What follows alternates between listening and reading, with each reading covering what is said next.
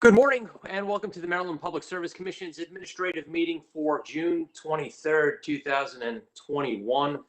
The state of the state continues to look very good in terms of the COVID pandemic and the fact that our positivity rate is now less than 0.5%.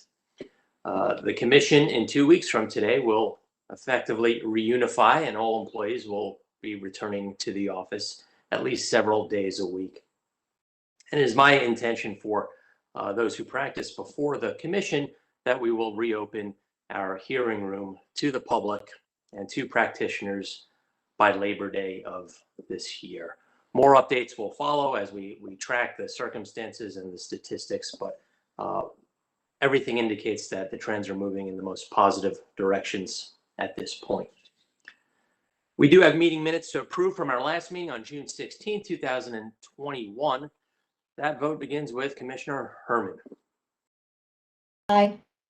Commissioner O'Donnell. Aye. And Commissioner Richard. Aye. I vote aye. The motion is approved. The meeting minutes are approved. Good morning, Mr. Secretary. Good morning, Mr. Chairman. We've got 19 items on the consent agenda today. Items 1 through 16 are revised tariff pages filings from various telecommunications companies as they're listed on the agenda today. They're all addressing FCC access charge reform. Item 17 is Metropolitan Telecommunications of Maryland filed revised tariff pages. The company proposes to revise its PSC tariff number 1. Item 18 is American Utility Management. They've filed a request to cancel their supplier licenses. And then finally, item 19 is Washington Suburban Sanitary Commission filed its request to amend its gas supplier license to include the Baltimore Gas and Electric Service territory. Thank you. Do any commissioners have questions on these 19 consent agenda items? Hearing none, I would move that with respect to items numbers 1 through 11, that we accept the proposed tariff revisions for filing with an effective date of July 1st, 2021. Next to items number 12 through 16, I move that we accept the proposed tariff revisions for filing as revised by staff in its comments dated June 21st, 2021, and direct the company to file clean copies of the tariff revisions with an effective date of July 1st, 2021. With respect to item number 17, I move that we accept the tariff revisions for filing as revised by staff as reflected in attachments A and B in its comments dated June 21st, 2021, and direct the company to file clean copies of the tariff revisions with an effective date of July 1st, 2021. With respect to item number 18, I move that we accept the cancellation request. And with respect to item number 19, I move that we grant the company's request to amend its natural gas supplier license to include the Baltimore Gas and Electric Service territory for commercial and industrial customers. The vote begins with Commissioner Herman. Aye. Commissioner Linton. Commissioner Linton, I didn't hear an audible vote, but I saw your mouth move up. Aye. There we go. Thank you. Commissioner O'Donnell. Aye. And Commissioner Richard. Aye. I vote aye. The motions are approved. Mr. Secretary, the administrative agenda, please. First item on the administrative agenda today is a filing from Baltimore Gas and Electric Company. It's supplement 666 to its PSC Maryland E6 updated retail transmission rates for Rider 1 and Schedule PL. Thank you. Good morning to our staff. Good morning, Chairman and Commissioners. Anna Joy Harris on behalf of staff. On May 28, 2021, Baltimore Gas and Electric Company filed updated retail transmission rates in Rider 1 standard offer service rates for residential, Type 1, Type 2, hourly, and Schedule PL customers. The updated rates are based on the Federal Energy Regulatory Commission's jurisdictional wholesale transmission rate, which became effective June 1, 2021. Under the filing, all retail transmission rates are increasing between 26 and 35%, with the exception of Schedules SL and PL. This increase in rates is primarily due to a 31% increase in the network integration transmission service rate, which is primarily driven by the absence of a refund to customers included in last year's filing, higher plant and service, higher depreciation and amortization expense, higher operations and management expense due in part to a new vegetation management contract and high labor costs, as well as higher taxes. Staff received a third data request response that staff was not able to incorporate into its written comments. The responses state that BG anticipates that the removal of COVID-19 social distancing requirements would lower O&M labor costs in the future. BGE further stated that increases of plant and service include transmission circuit upgrades that were required by PJM. The upgrades are required to address congestion, new and higher loads, and to replace outdated infrastructure. Other increases in plant and service are due to substation security enhancements, which are driven by NERC requirements. Staff recommends that the Commission accept for filing the proposed tariff changes with an effective date of July 1st, 2021. Thank you. Thank you, Ms. Harris. Counsel for the utility. Good morning, Chairman Stanek and Commissioners. Beverly Sikora on behalf of BGE. I also have John Frayne with me here today. First of all, I'll say I would not have gone with the sub 666, but that's just me being a little superstitious. We don't have any additional comments, but we are here if you have any questions for us. Thank you, Ms. Sikora. I was surprised when I started at the PSC 3 years ago that we had a 13th floor in the tower. Most skyscrapers usually skip 13. Do my colleagues have questions of the parties? Seeing no questions, I have no questions. I move that we accept the tariff revisions for filing with an effective date of July 1st, 2021. The vote begins with Commissioner Herman. Aye. Commissioner Linton. Aye. Commissioner O'Donnell. Aye. And Commissioner Richard. Aye. I vote aye. The motion is approved. Thank you, Commissioners. Mr. Chairman, next item on the agenda is a filing for Maryland Water Service. It's Pinto and Highland Estates Water Cost and Consumption Data Quarterly Report and 2020 fourth quarter unaccounted for water report surcharge reconciliation and action reports. Representing staff today is Lucy Shea, Samuel Teta, and Annette Garofalo. On behalf of the company, David Bugelmans, Bryce Mendenhall, and Perry Brown, and also from OPC, Fred Huber. Thank you. Good morning, Ms. Shea. Good morning, Mr. Chairman and Commissioners. Lucy Shea on behalf of staff. On March 31st, 2021, Maryland Water Service, or MWS, filed its 2020 unaccounted for water, UFW, data and its 2020 annual surcharge reconciliation calculations as required by its tariff. MWS determined that it slightly over-recovered its water cost from Pinto and slightly under-recovered from Highland Estates. MWS proposes to issue a $3.85 one-time credit to each Pinto customer and to implement a 12-month surcharge of $1.82 per 1,000 gallons to Highland Estates customers. Excuse me. The engineering division staff performed a complete review of MWS's 2020 annual UFW report. The adjusted UFW percentage was equivalent to 7% for the Pinto water system and 17% for the Highland Estates water system. The adjusted UFW percentage is the remaining UFW percentage after MWS made adjustments within the UFW calculation for certain sources of UFW, such as estimates of water loss from pipe breaks and leaks that have been repaired, estimates of operational use of water by MWS, and estimates of fire department use of water for fire protection purposes. Maryland Water Services operational staff took the necessary actions to maintain an acceptable UFW levels within both the Pinto and Highland Estates water systems. Pursuant to the stipulation and settlement agreement in case number 9212, Maryland Water Service has met its commitment to keep the annual adjusted UFW percentages in both of its water systems at or below 20%, and staff recommends that MWS be allowed to recover its UFW costs for 2020. Maryland Water Service purchases its water supply for Pinto from Allegheny Tax and Utility Office, referred to as Allegheny, and Maryland Water Service purchases its water supply for Highland Estates from Mayor and City Council of Cumberland. Maryland Water Service disclosed in its letter to the Commission dated June 8th, 2021, that due to an administrative oversight, MWS did not adjust its bulk purchased water rate for the Pinto water system as required by its tariff in 2019 and 2020, when Allegheny adjusted the rates it charged MWS for bulk purchased water.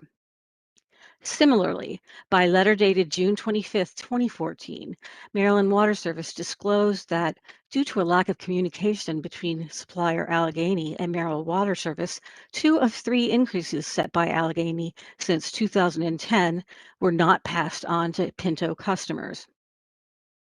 There is no similar issue noted with Highland Estates bulk water supplier, Cumberland. Staff agrees with Maryland Water Service that any overcollections or undercollections from Pinto customers have been and will be refunded through the annual UFW reconciliation process, which trues up actual bulk water purchases to water sold to customers. In regard to the 2020 reconciliation process, all overcollections from Pinto customers will be refunded to Pinto customers through this pending 2020 UFW reconciliation bill credit. These refunds have and will occur by operation of the UFW reconciliation process. Staff reviewed the reconciliation filing and supporting documents and agrees with Maryland Water Services calculations. Staff recommends that the Commission accept Maryland Water Services filing and tariff revisions to, number 1, issue a one-time credit of $3.85 to each Pinto customer, and number 2, implement a 12-month volumetric charge of $1.82 per 1,000 gallons for each Highland Estates customer. Staff also recommends that the Commission direct Maryland Water Service to file clean copies of the tariff revisions with an effective date of June 23rd, 2021. Staff also recommends that the Commission direct Maryland Water Service to notify the Commission and the technical staff of any changes to bulk water rates by suppliers Allegheny and Cumberland in a timely manner. Thank you, and Mr. Teta from the Engineering Division is also here for questions. Thank you, Ms. Shea, for that analysis and recommendation. And I see Mr. Teta and I see Kobe with us as well today. Good to see the team members. Thank you for this analysis. We'll now turn to counsel for Maryland Water Service. Thank you, Mr. Chairman, Commissioners. David Bugelmans on behalf of Maryland Water Service. I have nothing to add to Ms. Shea's presentation. We're here to answer any questions you may have. Thank you for your consideration. Thank you, Mr. Bugelmans. Mr. Hoover, did you want to make an appearance for People's Counsel? I was not clear if you had a position in this case. Mr. Chair, members of the Commission, Fred Hoover on behalf of OPC. We've reviewed the 2 filings by Maryland Water Service and the staff recommendations, and we are in full accord with the recommendations made by staff regarding Maryland Water Service. Thank you, sir. Do my colleagues have questions for any of the parties? Seeing none, I would move that we accept the Maryland Water Service Incorporated's filing and tariff revisions to issue a one-time credit of $3.85 to each Pinto customer and to implement a 12-month volumetric charge of $1.82 per 1,000 gallons for each Highland Estates customer, and that we direct the company to file clean copies of the tariff revisions with an effective date of June 23rd, 2021, and direct Maryland Water Service Incorporated to notify the Commission and its technical staff of any changes to bulk water rates by suppliers Allegheny County Tax and Utility Office and Mayor and City Council of Cumberland, Maryland in a timely manner. The vote begins with Commissioner Herman.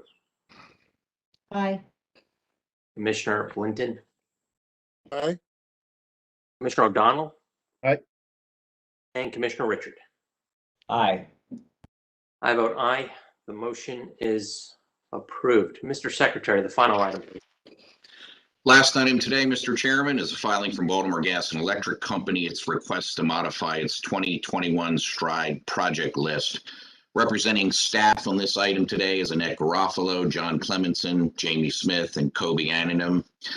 From the company, Colin Tidings, Daniel Herson, Kevin Nelson, and John Frame. And then from OPC, Patrick O'Loughlin. Thank you. I'm sorry, Kobe, you were on this item, not the last one, so I may have confused you a bit. Thank you for appearing today. We'll begin with Ms. Garofalo. Good morning. I think I'm gonna do it for today, Mr. Chairman.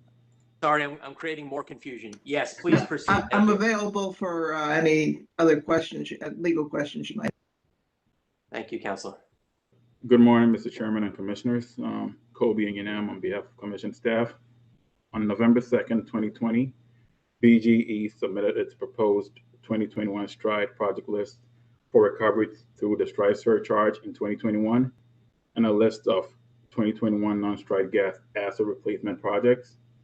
In 2021, the company proposed to initiate, continue, and complete a total of 45 operation pipeline projects.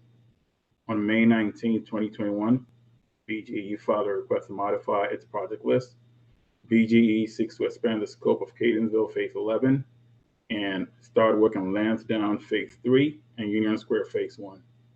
BGE intends to work in addition to the projects approved by the Commission on December 2nd, 2020, without removal of any of the 45 projects approved for 2021. Staff reviewed discovery responses from BGE on why these proposed additions and expansions were urgent and needed to be included in the STRIDE midway through the year. And staff reviewed BGE's discovery responses and does not conclude that BGE has merit or has met the criteria set by the Commission in Commission Order number 86321, that a clear and compelling evidence that such project expansion and additions are necessary and in the public interest. Staff therefore recommends the Commission not to approve the company's requested project additions and expansions. I'm available for any questions on this matter. Thank you for your analysis and recommendation. We'll hear from Counsel for Office of People's Counsel. Morning, Mr. Chairman, Commissioners. OPC is in agreement with staff that BGE has failed to meet the burden set out in that same order. But not only that, in the recent multi-year plan case that BGE just completed, BGE is already presently collecting the revenue requirement associated with $12 million worth of capital expenditures in this year alone. And during the testimony in that multi-year case, it was stated by BGE witnesses that this type of project that they're proposing to substitute would fit completely within with that project. I believe it's project 58034. 58034. Good, my memory still works. Not only that, but we understand the Commission's emphasis on replacing low pressure mains. We're not saying that BGE shouldn't complete these projects. They absolutely have every right to do so, and we encourage them to do so. It's just that they don't fit within the STRIDE program and the structure that this Commission set for project substitutions, and instead should perform this work under the project 58034. Thank you. Thank you, Counsel. We will turn to the utility. Counsel for BGE. Morning, Mr. Chairman, Commissioners. Daniel Herson for BGE. I have with me today several folks supporting this request. David Smith, he's our Manager of Engineering and Gas Planning. Colin Tidings, he's our Manager of Reliability Programs. Kevin Nelson, BGE's Manager of Project Execution in Main Replacement Projects. And John Frayne, BGE's Director of Regulatory Strategy and Revenue Policy. I wanted to make a few remarks and then we'll be available for questions. As noted by staff, BGE is seeking to modify our 2021 STRIDE project list to allow for the expansion of an existing project on the list and the addition of 2 other projects on the list. I want to be clear though, because I think maybe it was lost in the translation in the filing we made. We are not proposing a change in the net total annual STRIDE cost or asset replacement estimates that we provided to the Commission back in November of 2020. We're still aiming to replace 48 miles of cast iron and bare steel main. We're still seeking to replace 5,500 pre-1973 quarter-inch steel services, and we're still estimating costs to total $162 million for 2021. There would be no deviation from these numbers if the Commission approved the request that we're making today. Now, we're able to say no net change because we have identified several projects that are not likely to be completed in 2021 because of permitting delays that are outside of our control. So this affords the company an opportunity to instead work the 3 projects proposed in this filing. These are 3 shovel-ready projects with qualified and trained personnel that are prepared to move forward now. All 3 of these projects are STRIDE eligible, and I'll note that neither staff nor OPC is claiming that these projects are not STRIDE eligible. Rather, they're suggesting that BGE can and should work these projects outside of STRIDE in the non-STRIDE main replacement program. Now, as Mr. O'Loughlin noted, this program was part of BGE's MYP filing, and for 2021, we included $12 million in projects, as we detailed in our MYP application. But that $12 million at this point is accounted for in projects already completed or underway this year, so there is not an opportunity here to assimilate these 3 additional projects into that $12 million total. Now, I would say that failure to allow the 3 projects to be added to the project list for this year would result in BGE having to decide whether to add approximately $7.3 million to that non-STRIDE main replacement program, effectively creating a variance that would have to be handled in the MYP proceeding. And we would also experience less than planned performance totals in STRIDE for this year due to the delays in the 3 projects I mentioned earlier. Now, staff and OPC both reference Commission Order 86321. That was in 2014, and that was from Washington Gas Light's STRIDE case 9335. I think, however, that that's not an apples-to-apples comparison. In that scenario, WGL was seeking full authority to substitute or replace STRIDE projects in a given program year without having to come to the Commission for review and approval. That is not what BGE is seeking to do here. We've brought these 3 projects to the Commission for full review and consideration. They have the same project level details as if we had submitted them as part of the initial 2021 list back in November. And we've had full transparency and full accountability here, excuse me, with staff and OPC being able to review and provide comments, which of course is one of the hallmarks of the STRIDE process. Regarding the clear and compelling standard that staff and OPC referenced from that order, I would posit that BGE has met the standard here. It's in the public interest to have BGE work these projects this year. They all involve the removal of low pressure assets from BGE's system. They're all shovel ready with qualified contractors. By approving our request to add these projects, they would be completed quicker, resulting in vital asset replacement and associated enhancements to system safety and reliability occurring sooner. The Catonsville 11 project expansion in particular is necessary to facilitate an adequate supply of gas at high pressure during the forthcoming winter season to many customers in that area. The Lansdowne 3 project is necessary to address persistent water intrusion issues in that area that have impacted customer service. And the Union Square project is necessary to keep qualified contractors on site working to remove outmoded gas assets in the most optimal manner and efficient manner. Finally, I would say it's important that BGE be able to stay on plan for both its 2021 STRIDE program totals as well as the totals that we provided in the MYP for the non-STRIDE main replacement program. The public and stakeholders and the Commission really expect the company to meet its estimates as best as possible. And that's what we're trying to do here by making this request to modify the project list. Otherwise, as I mentioned earlier, the result will be variances to both our annual STRIDE program totals as well as the non-STRIDE replacement program in the MYP. For these reasons, we respectfully request that the Commission approve our request to modify the 2021 project list. Thank you for your time and consideration, and my colleagues and I are available to handle any questions you may have. Thank you, Mr. Person. my philosophy is that it never hurts to ask. So I do welcome BG's filing here.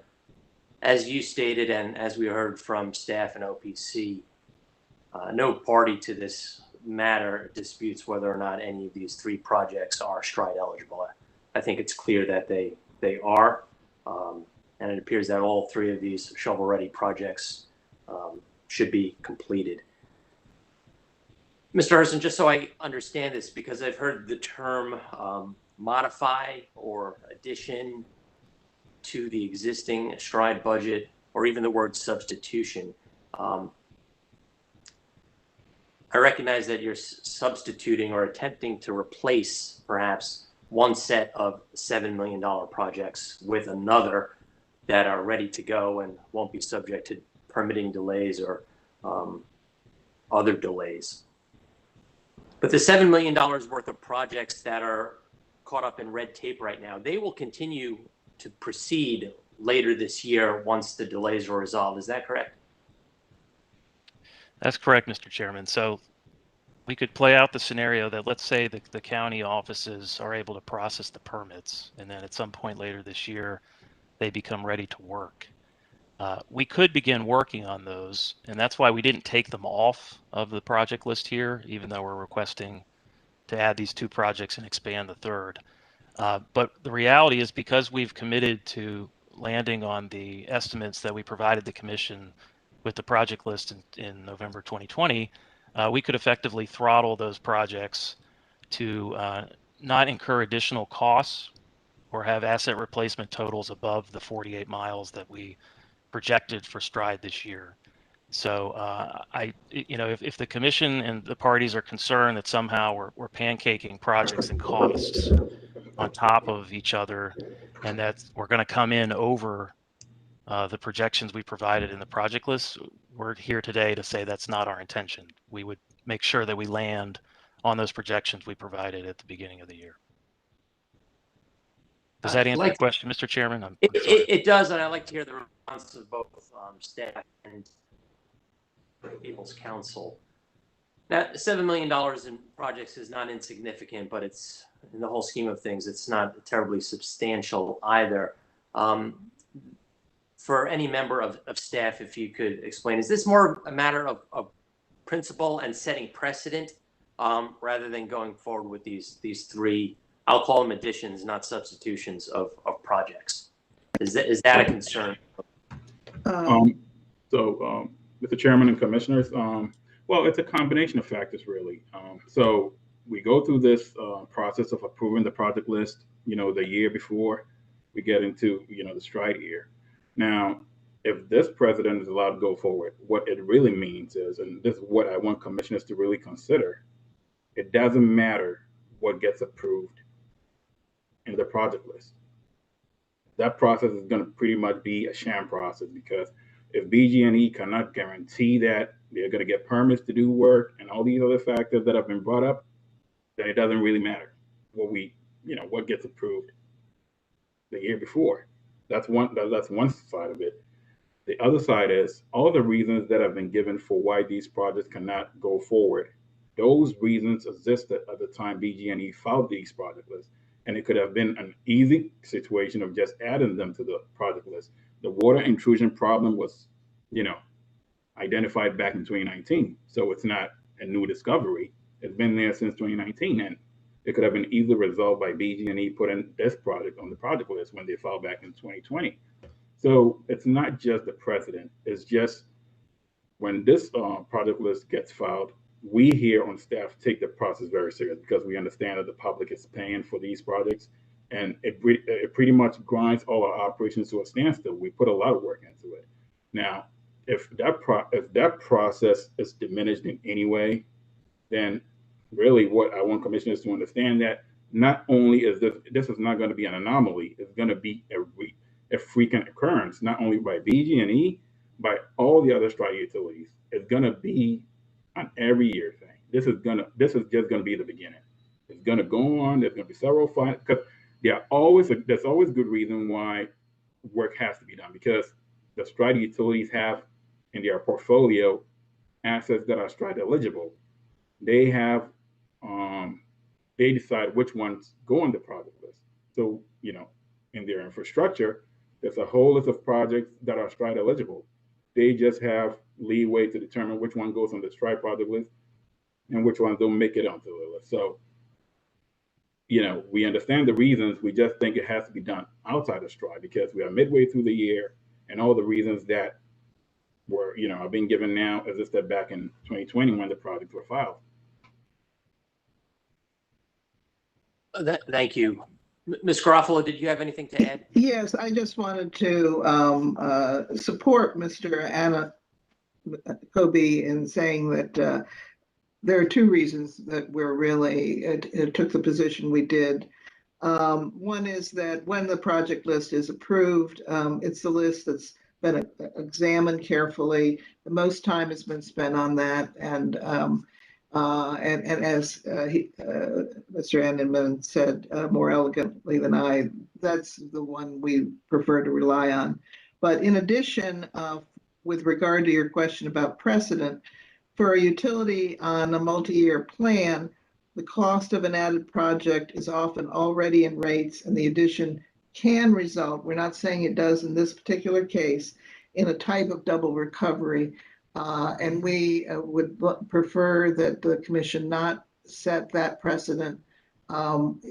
These cases are very complicated, and it is frankly very difficult to unravel a year down the road everything that was done during the rate case. Mr. O'Laughlin, anything to add? Yes, Your Honor. First of all, I concur completely with staff. That was very well put on the issue of precedential matters. Additionally, we still haven't heard any promise from BG&E that they wouldn't try to recover any of these projects if they were able to complete them in the upcoming reconciliation process. And not only that, but they've noted in their filing that they expect labor costs to go up, which could also drive costs higher. So even though they are, and I believe that they will make every effort to land on the dollar amount, I don't know that we can speculate for that at this moment and guarantee that that's going to happen. We're not blindly just following precedent. It makes sense to have a high substitution standard because of all the work that staff just noted going into developing these lists, reviewing these lists, and approving these lists. And finally, I just want to note that in the multi-year plan case, I believe it was Mr. Case at BG&E cited Project 58034 as providing lots of flexibility and used the word flexibility many times in supporting their need for that particular project. And now all of a sudden we're hearing that there is no flexibility, even though we haven't seen a list of projects that supposedly accounts for this $12 million in expenditures. Thank you. So, Mr. O'Laughlin, obviously the utility's first preference would be to add this to their STRIDE budget. They also have the non-STRIDE maintenance program. I think we said $12 million set aside for that. That was approved in the multi-year rate plan. What is their remaining option? Is the third option just to simply develop and build these projects and then collect in the next rate case, whether it be multi-year or historic test year? I believe so, Your Honor. Yes. Mr. Herson, are those the options on the table? Yeah, I mean, I suppose, Mr. Chairman, that that's an option. That's certainly not ideal. And I recognize. If I could respond to the comments that staff and OPC made, a couple points. First of all, I don't think we're setting any precedent here today. The commission has already modified the project list, in my memory, on 2 prior occasions for BGE. So if they approve that today, we're not setting any new precedent here with respect to mid-year modifications. Also, I would strongly disagree with staff that if the commission approves this, that somehow we're making the annual project list submission a sham, as Mr. Anyanyam called it. We're talking about 3 projects here out of 46 projects that were on our project list, roughly 4.5% of the total costs for the year. And we did not know about the need to add these projects when we filed the project list in November. At that time, we had no idea that we were going to have the delays in the permitting for the three projects that we could pull off or scale back on the list.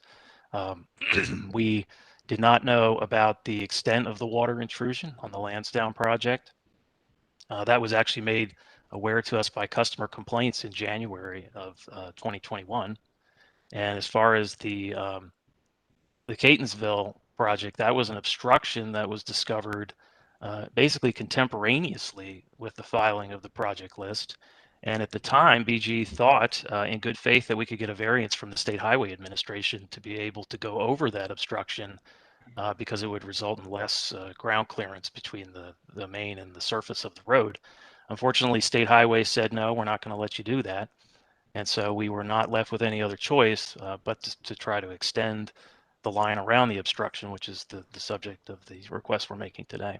So I really don't think this is a case of BG trying to abuse the process or taking advantage of something associated with the process. These are issues that came up after we submitted the list, and we see an opportunity to substitute these projects and not impact the overall mileage and cost totals for Stride for this year. So there wouldn't be any double recovery. There wouldn't be any additional charges to customers. The surcharge would stay the same. So we just saw it as an ideal opportunity, and that's why we're here before the commission. Thank you, Mr. Herson. I'll turn to my colleagues at this point for some questions. Commissioner Herman. Thank you, Mr. Chairman. Mr. Herson, I'm having a hard time understanding the dollar issue, how you stay at the same dollars. I understand how you stay at the same dollars for 2021 if you don't do the projects that have been delayed and you do these projects, that then it helps you land on it. But then you're saying that you're not substituting, so that $7 million how does it get absorbed in 2022? I'm trying to figure out where it goes, because you're saying it's all a wash, it stays the same, but you're adding $7 million worth of projects and not taking out $7 million. So help me understand, because I'm still confused. Sure, Commissioner Herman. So you're correct. The addition of the 7.3 million would be the expansion of the Catonsville Phase 11 project, as well as the addition of the two other projects that are currently in the proposal before the commission. The $7.3 million reduction, if you will, that allows us to keep the net value or the net value at no change for the year comes from the reduction in work on those three projects that we identified in our filing that are currently subject to the permitting delays. We would not be completing as much work on those projects in 2021, and we can control that process to effectively negate $7.3 million approximately of construction costs associated with those three projects for this particular calendar year. So the effect is that if you add the 7.3 million for the other three projects, you throttle back on those three existing projects, you end up washing out and there's no net change. Does that help explain? Well, I get that. I get that. That's all perfectly logical and makes sense. But you said you weren't taking out the projects that you throttled back on because of the permitting issues. You said you were still planning to do those potentially maybe in 2022 or 23. So the $7 million comes back in. So doesn't the total Stride amount go up by $7.3 million, or are you going to reduce something else somewhere else? No, the 7.3 million would most likely be put on the price tag for the 2022 Stride program. It would not be something that would hit Stride in 2021.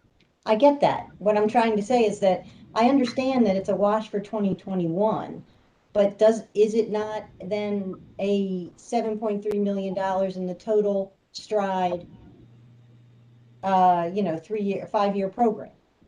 Mr. Herson, if I may. Yeah, sure. Mr. Thank Nelson. You. Kevin Nelson from Baltimore Gas and Electric. Commissioner, potentially explain it this way. All right, so why don't you, hold on. Hold on, Mr. Nelson, wait. Mr. Nelson, we can't hear you. So maybe turn off your video and, you know, I appreciate seeing you. It's nice to see you, but we're having trouble. Thanks. Mr. Aniam, if you could turn off your microphone, your mic is open. Okay.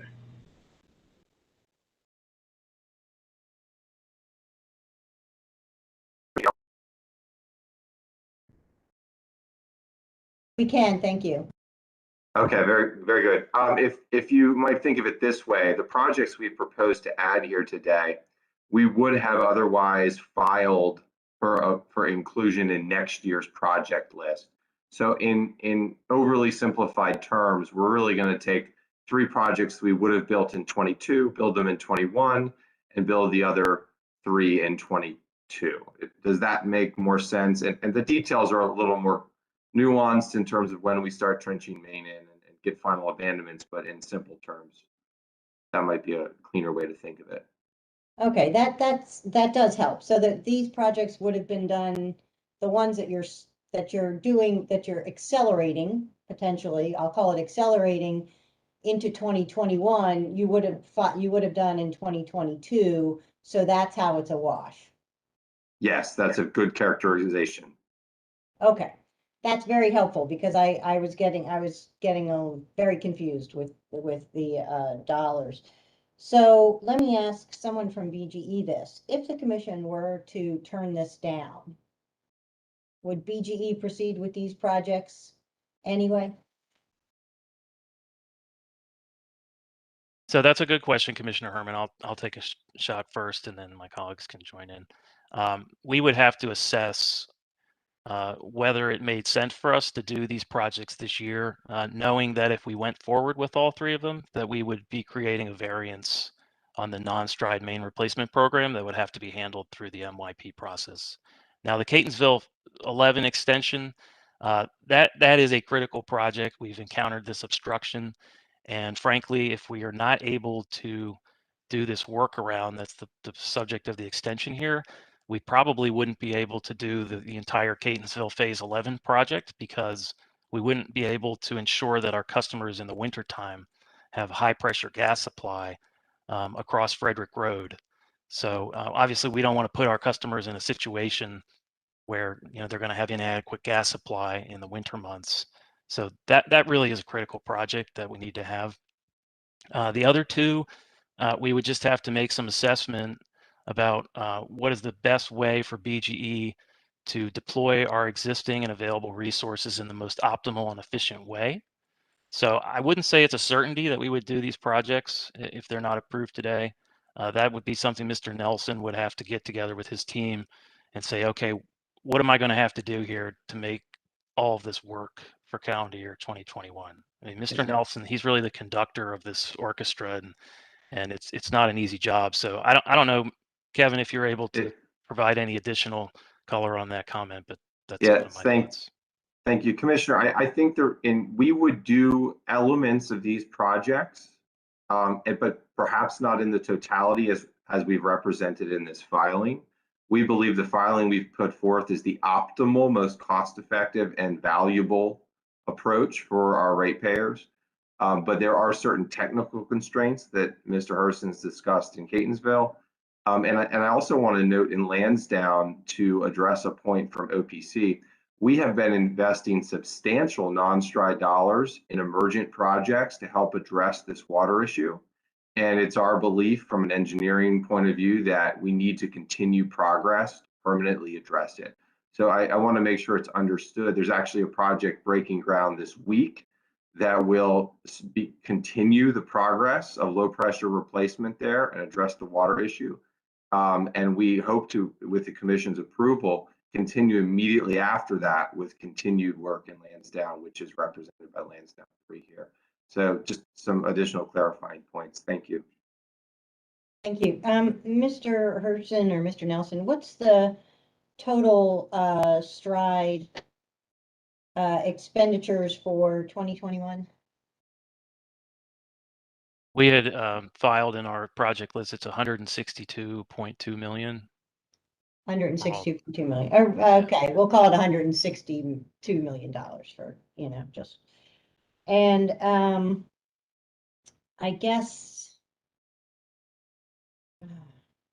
Well, I had another question, but I've lost it already, so, I don't know, Mr. Chairman, if I can hand it over to Commissioner Richard, or if you have do you have any questions? I was just trying to, again, assimilate all the information that you received, but Mr. Chairman, may I? Okay, thank you. Just trying to understand, so the projects that you want to substitute in this year, did I understand Mr. Nelson say were already going to be done in 2022? And I guess that would be out of the $11 million budget in the MYP that was envisioned for these types of projects? Specifically, Commissioner, I believe we would have filed these under stride in November of this year to be built in 22. In fact, Union Square is part of a sequence of work in West Baltimore, and was previously on the list when we believed we could make faster progress in that region. So we've, I think, been very transparent that part of our system for risk issues has been a priority. And then in the case of Lansdowne and Catonsville, you can see we've filed other projects prior to this. We're in Catonsville 11, right? This is our 11th project, and this is the next iteration. Similarly, in Lansdowne, this is the third phase, and I can stay here today. You will see the fourth phase filed for approval in November for 22 construction. The point of all this being that these projects are planned well in advance, and we're really talking from a BG internal perspective, we're talking about altering the timing of these, and we can say with confidence we would have filed them in stride, most likely in 22, if not for this proceeding. Does that answer your question, sir? I think so. And forgive me, I hear the word optimal. I mean, you're elevating, I guess, these particular projects to a higher status because they're urgent, but they already are on the list to be conducted either as a stride project or a non-stride multi-year rate plan project. So what is it really we're optimizing here? I mean, it almost sounds like you're just trying to optimize your ability to use the stride recovery method, and not so much it's about optimization of the projects. Let me just ask that directly. Is that the case? I won't. I have colleagues here that can speak to the regulatory implications better. From an engineering perspective, using Catonsville as an example, we probably would have spent $100,000 order of magnitude to try to excavate and make this connection across Frederick Road as initially planned. We believe it is a better use of ratepayer money to progress the replacement of the LP system and make this tie in a more cost-effective place. In other words, continue to do work that we would already do and avoid this additional incremental expense. And so in that sense, that's what I mean by optimal. Similarly, in Lansdowne, if we continue to have these water issues, we are incurring customer outages, and we are incurring the cost associated with recovering and managing those. And by doing this work sooner, we can alleviate those costs. And again, in that sense, we believe this would be more optimal. Okay, I don't think I have any other questions. It's just, I mean, now that you have both a stride program and a multi-year recovery methodology, I'm still just trying to understand why you're here today. It sounds like in either case, you're in much better position to get recovery and avoid regulatory lag. And so I still haven't heard why the Office of People Counsel and staff concerns have been addressed. It sounds like the precedent issue still stands. But any case, thank you, Mr. Chairman. I'm done with my questioning. Mr. Chairman. Commissioner O'Donnell. Thank you, Mr. Chairman. Mr. Herson, can you or your team explain to the commission what happens to a low pressure gas system when it's overpressurized? What happens in the system and the services where it's providing that service? Someone please tell me that. Well, I can start from a layperson's perspective that is not a good situation. I'll stop there and let the engineers take over from that. Yeah, I can comment on that. With our low pressure systems, as typical in the industry, they're often also called unregulated systems. There's no service regulator to protect our customers from pressure on the main. These are sort of original ways of installing gas systems. There is an overpressurization event. The pressure that's seen on the gas main is ultimately delivered to the customer into their plumbing and gas plumbing in their house. As we've seen in other states, that often will blow pilots out in their appliances and could result in gas into the home and ultimately could represent an extreme safety hazard for those customers. And of course, if it's on a system as large, you're not talking about a single customer here. You're talking about a multitude of customers that could happen. So, Mr. Smith, that's exactly what happened in Andover, North Andover, Lawrence, the Merrimack Valley, if you will, when they had a loss of life and multiple explosions of residences and businesses due to overpressurization of a low pressure main. Is that not true? That's correct, Commissioner. And you have heard me, the company has heard me, and OPC has heard me, and staff has heard me many times, kind of encouraging all of our utilities to get this dangerous system out of service and replace it with a less anachronistic, more safe system. Is that not so? That's correct. And I'd like to commend the company for being aggressive. BG&E has been one of the leaders, in my opinion, on replacing this stuff because to me, to this commissioner, and I can only speak for myself, Mr. Chairman, but I got to tell you, these low pressure systems represent an existential threat to the utility. It put a utility out of business in Massachusetts, as well as an existential threat to the customers that utility serves, because there was death caused by this system. And you can put as many controls in place as you want, but I got to tell you, I'm from the nuclear world. No controls are fail-safe, none. I'm going to be supporting the company on this. I don't know where everybody else is, and I suspect I'm probably in the minority, but I think it's important to be aggressive in replacing these low-pressure mains. I'll be supporting the company's proposal here. I see no legal reason, no financial reason why we shouldn't support the company's aggressive replacement of these low-pressure mains. Any additional questions from commissioners? Commissioner Linton. Thank you, Mr. Chairman. I hope everyone can hear me. I'm in a different location. I had a question for the company. Throughout, as I think was mentioned earlier from one of the other commissioners, that there's been different terms used to describe what's being requested here today. I've been thinking of it less of like a substitution and more like a swap. Is that a better word to use in this case? Commissioner Linton, I think that's fair. Again, we identified 3 projects that were not likely to move forward as quickly as we wanted to this year for reasons outside of our control. We had that room in the STRIDE program. We had these projects that were ready to go. They're important projects, like Commissioner O'Donnell said, low pressure, and I said shovel ready. We just thought it made a lot of sense to swap, like in your words, swap those in for the delayed other projects, so that we're not idling any construction crews. We're not missing out on any efficiencies for how we plan to execute the projects for the year. So it made a lot of sense to us. And if we had known about this, maybe we could have put it on the project list back in November.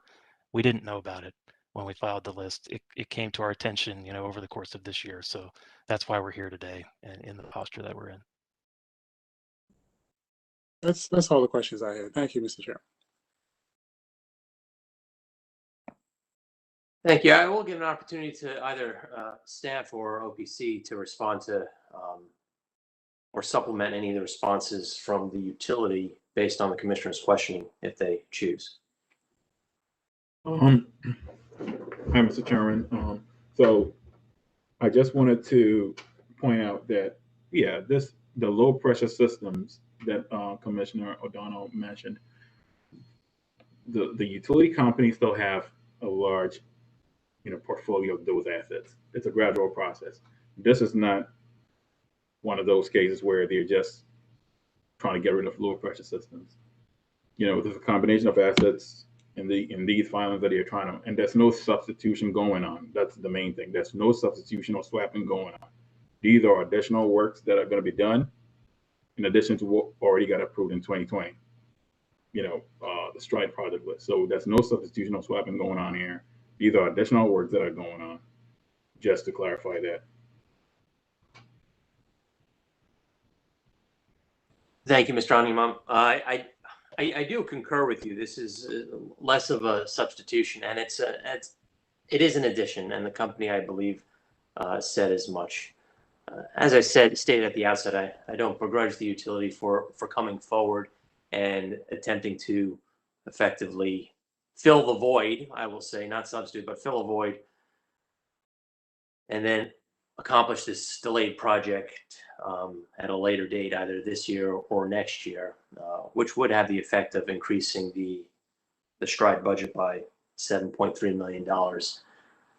This is a $162 million budgeted STRIDE budget, as we heard earlier.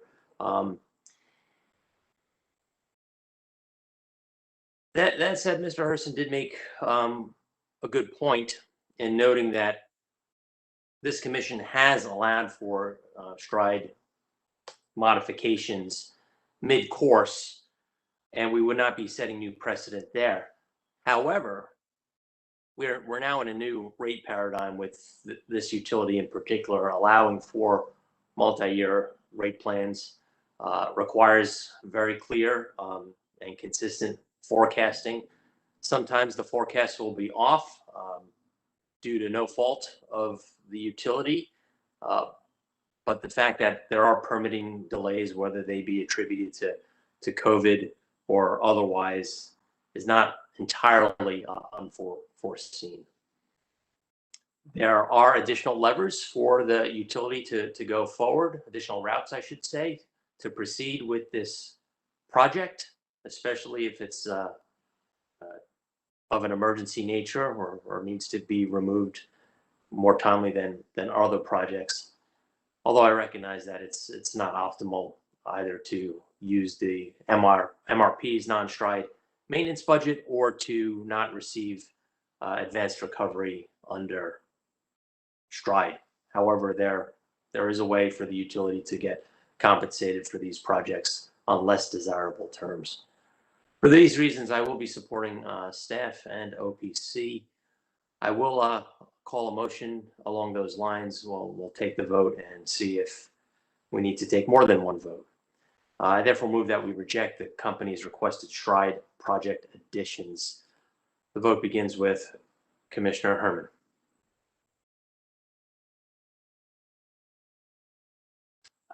Thumbs up, is that an aye?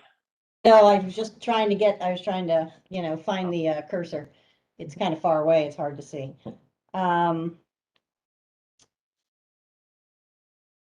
Mr. Chairman, I'm still struggling, and I'm wondering if I know you made a vote, but I'm wondering if I could ask the company a question.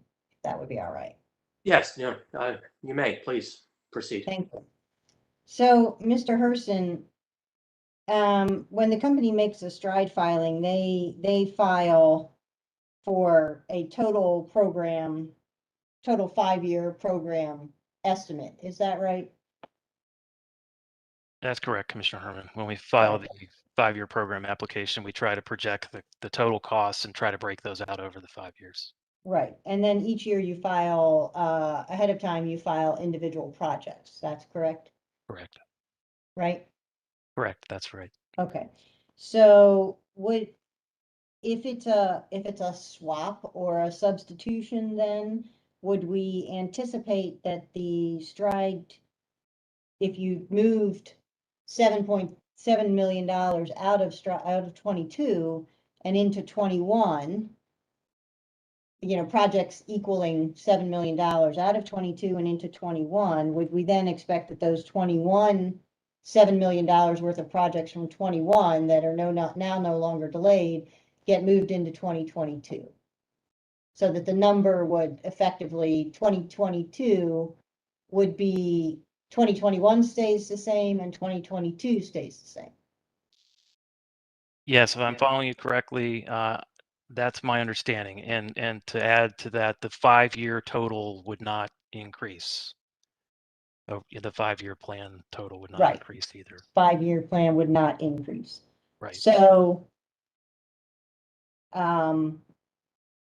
if we looked, there wouldn't be any sort of a record at this point that BGE had planned to do these projects in 2022 per se, would there? Is that somewhere in the original STRIDE filing?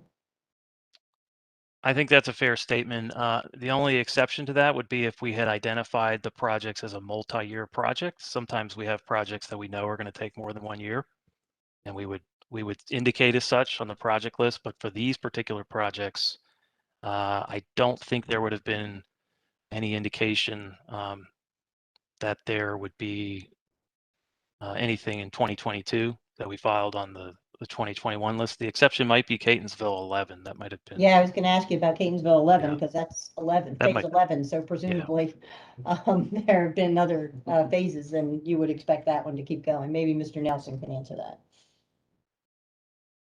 Yes, I would add that Union Square is in the record as a project that the company sought to do through STRIDE.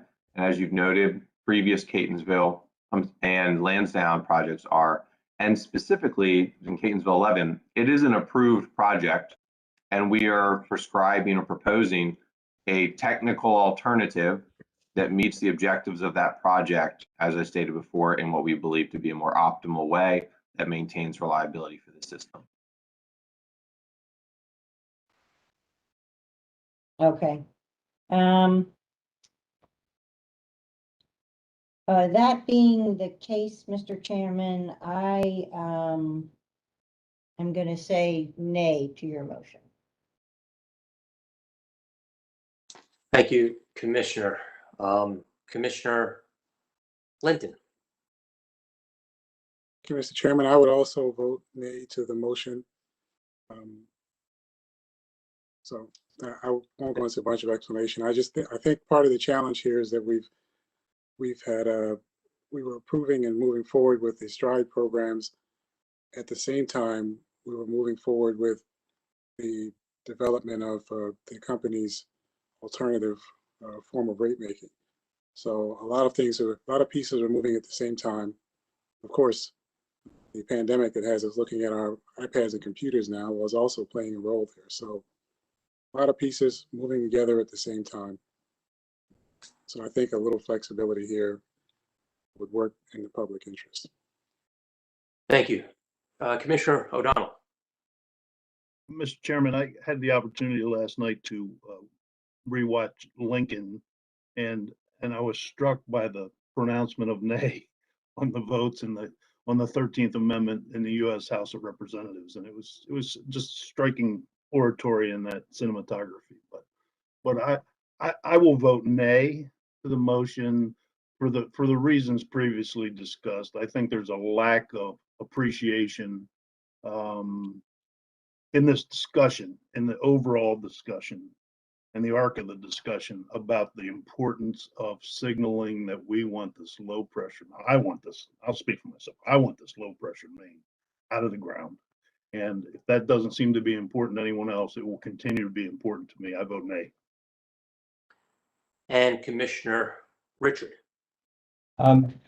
Well, I am in support of the motion. I do understand this to be an additional program, and under this new multi-year rate plan, rate making regime, I believe the company is sufficiently funded, and of course, I expect this company to always make sure that the most urgent projects, the most, that they run the most safe program and system that they possibly can. So if this is important, they would I would expect them to do these projects. But in any case, I support the motion. By a vote 3-2, the motion fails, which I would note is the first time in my tenure that a motion has failed along those lines. I would call an alternative motion that the commission approve the company's requested project additions, beginning with Commissioner Herman.